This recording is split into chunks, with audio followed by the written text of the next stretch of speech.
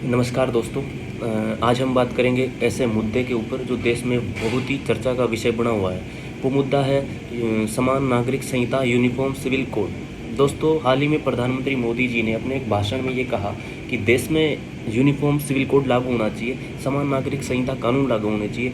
और उसके बाद, उस भाषण के बाद देश में एक ऐसा माहौल तैयार हो गया कि क्या यूनिफॉर्म सिविल कोड है, क्या वर्तमान सरकार इस कानून को लाएगी। बहुत से राजनीतिक पार्टियां, धार्मिक संगठन इस कानून का विरोध कर रहे हैं। तो आज हम जानेंगे इसको चर्चा से, विस्तृत चर्चा से, कि क्या यह कानून है, किसके लिए है, क्या वास्तव में सही है, क्या वास्तव में अपने में वापस दूरियां पैदा कर देगा या फिर देश में वास्तव में समानता लाएगा। दोस्तों, ये कानून है समान नागरिक संहिता। ये एक सामाजिक कानून है जो सामाजिक वर्तमान समय में अपने देश में जो सामाजिक असमानताएं बनी हुई है, उस असमानता को करने का ये कानून ये काम करेगा।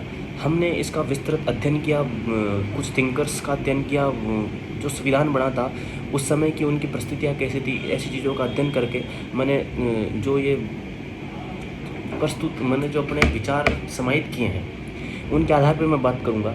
तो दोस्तों, ये कानून क्या है, जैसे अपने समाज में विभिन्न कानून सबके लिए अलग अलग बने हुए हैं, अलग अलग धर्मों में बने हुए हैं। जैसे तलाक का नियम है, सब धर्मों में अलग अलग नियम है ना। समानता कानून है, जैसे महिलाओं को उत्तराधिकारी का नियम नहीं है, ठीक है। संपत्ति का कानून नहीं है। तो जो संपत्ति का कानून महिलाओं को नहीं है, जैसे बहुत से कार्यस्थलों पर महिलाएं कार्य करती है, उनको वेतन कम मिलता है। जैसे एक व्यक्ति उसी कार्य को कर रहा है और एक महिला भी वही कार्य कर रही है, सेम समय में वही कार्य कर रही है, तो उस महिलाओं को उससे के अनुसार वेतन नहीं मिलता। तो ये तो असमानता हो गई ना। तो ये कानून एक ऐसा कार्य करेगा कि सबके लिए एक कानून होना चाहिए। जो व्यक्ति देश में रह रहा है उसके लिए, प्रत्येक व्यक्ति के लिए समान कानून होने चाहिए। अब बात यह है कि ये ऐसा ही कानून है तो फिर इसका विरोध क्यों हो रहा है। देखिए, विरोध के अलग अलग कारण हैं। विभिन्न धर्मों के लोग ये कह रहे हैं कि यह एक हमारे धर्म में सरकार का हस्तक्षेप करने का कार्य कर रही है सरकार, और हम ये चाह रहे हैं, विभिन्न धर्मों के लोग जो इसका विरोध कर रहे हैं, वो उनका ये मानना है कि ये धार्मिक मुद्दे हैं, ये अपने व्यक्तिगत हमारे निजी मामले हैं और सरकार इनमें हस्तक्षेप नहीं कर सकती। ये हमारे निजी मामले हैं, हम हमारे हिसाब से डिसाइड करेंगे हमारे धर्म के कानून क्या होंगे, हम किस तरह से अपने धर्म को चलाएंगे। लेकिन सरकार ये चाह रही है कि सबके लिए समान कानून। दूसरी बात ये कि ये जो मुद्दा है ये क्या वर्तमान सरकार ही ला रही है, क्या इससे पहले इस मुद्दे की किसी ने बात नहीं की थी। तो इसके बारे में बात करें तो जो उस समय हमारा संविधान बना था, उस समय संविधान निर्माताएँ थे, जैसे अंबेडकर जी थे, अन्य जो संविधान निर्माता थे, उनकी भी कहीं ना कहीं ये मंशा थी कि ये जो यूनिफॉर्म सिविल कोड है ये देश में लागू। उस समय उन्होंने ऐसी मंशा थी जो आज हम इसका विरोध कर रहे हैं, इसके लिए लड़ाइयाँ लड़ रहे हैं। तो वैसी सोच उनकी उस समय थी। लेकिन जैसे संविधान के आर्टिकल 44 में समान नागरिक संहिता का उल्लेख है कि देश में सबके लिए नियम समान होने चाहिए, लेकिन उस समय की परिस्थितियाँ दोस्तों ऐसी नहीं थी कि ये कानून उस समय लागू हो जाना चाहिए था। तो क्या परिस्थितियाँ क्या नहीं थी, क्या ऐसा हो गया था कि उस समय परिस्थितियाँ नहीं थी। तो दोस्तों, थोड़ी सी अगर वहाँ उस समय की परिस्थितियों की बात करें तो दोस्तों देखिए, जैसे ही देश आज़ाद होता है पाकिस्तान के साथ युद्ध हो जाता है। फिर जैसे ही थोड़ा सा समय बीतता है, तो जैसे ही थोड़ा सा समय बीता और विभिन्न राज्य अपनी जो भाषा के आधार पर मांग उठाने लग गए, क्षेत्र के आधार पर मांग उठाने लग गए। थोड़े दिन सरकार ये नहीं चाह रही थी कि अभी ऐसे माहौल में हम राज्य को भाषा के आधार बना दें, लेकिन आंध्र प्रदेश का आंदोलन चलता है, सरकार को ना चाहते हुए भी राज्य बनाना पड़ता है। फिर एक राज्य जब भाषा के आधार पर बन गया तो अन्य जो राज्य थे उनका भी मुंह खुल गया, भाई साहब हमें भी बनाओ।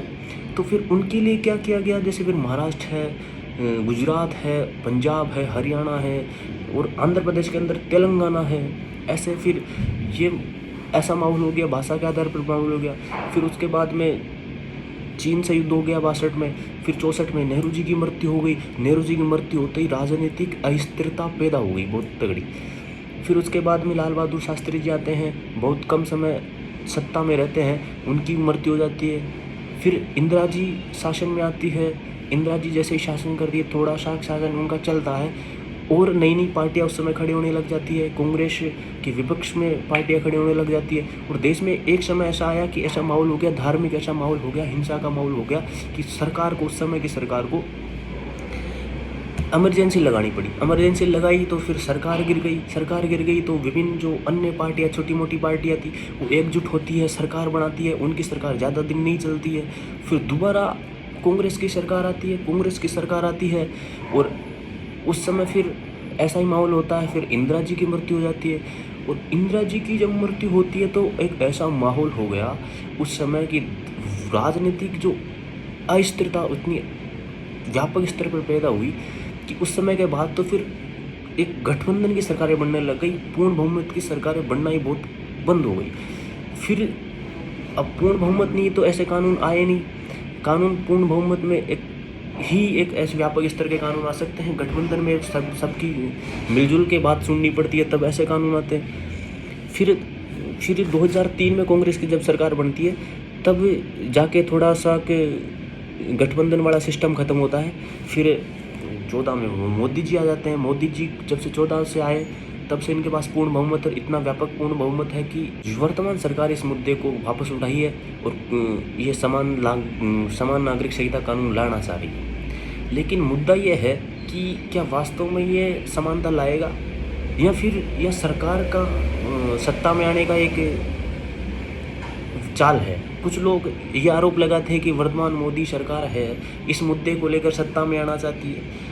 तो सत्ता में आए नहीं आए, बात यह है कि ये मुद्दा अपने लिए प्रासंगिक है कि नहीं है, ये मुद्दा अपने लिए सही है कि नहीं है, इसके बारे में बात करते हैं। तो जब देश में समानता लागू हो जाएगी, किसी के साथ भेदभाव नहीं होगा, ऊंच नीच नहीं होगी, है ना। वर्तमान में देखते हैं कानून बनने के बाद भी लोग भेदभाव करते हैं, महिलाओं पे अत्याचार होते हैं, महिलाओं को पुरुष से नीचा समझा जाता है, जातिगत अपण में कितनी भेदभाव अभी भी भरी हुई है। एक व्यक्ति मानने को तैयार नहीं है कि भाई जातिगत समानता होनी चाहिए। तो ऐसे कानूनों पे देश, अगर कोई व्यक्ति कानून बना रहा है तो हमारे लिए हमें उस पर विचार करना चाहिए। अगर सही है तो उसका समर्थन करना चाहिए और हमारा तो यही मानना है। और बहुत से महान व्यक्तियों ने भी इसके ऊपर अपनी राय दी है और तो उनका भी अध्ययन जरूर करना चाहिए। तो ये एक यूनिफॉर्म सिविल कोड की बात थी, हमने इसके ऊपर छोटी सी चर्चा की है। आप अपना सुझाव ज़रूर दें, आपके सुझाव हमारे लिए अति महत्वपूर्ण है कि ये कानून वास्तव में क्या प्रासंगिक है, क्या वास्तव में देश में समानता लाएगा या फिर जो विरोध कर रहे हैं उनका क्या आधार है विरोध करने का। ऐसे बहुत से मुद्दे हैं इस कानून को लेकर। ये बहुत ही ऐसे मानो चर्चा का विषय तो है ही है, साथ में एक ऐसे मानो एक क्या इस कानून को आने के बाद धार्मिक लड़ाइयाँ वापस बढ़ जाएगी, क्या ये इसका विरोध होगा या फिर ये एक शांतिपूर्ण तरीके से लागू हो जाएगा। ऐसी बहुत सी चर्चाएं हैं, तो आप कमेंट के माध्यम से ज़रूर बताएं। तो ये आपको कानून कैसा लगा, इसके बारे में और भी कोई विचार हो ज़रूर बताइए। धन्यवाद। जय हिंद, जय भारत।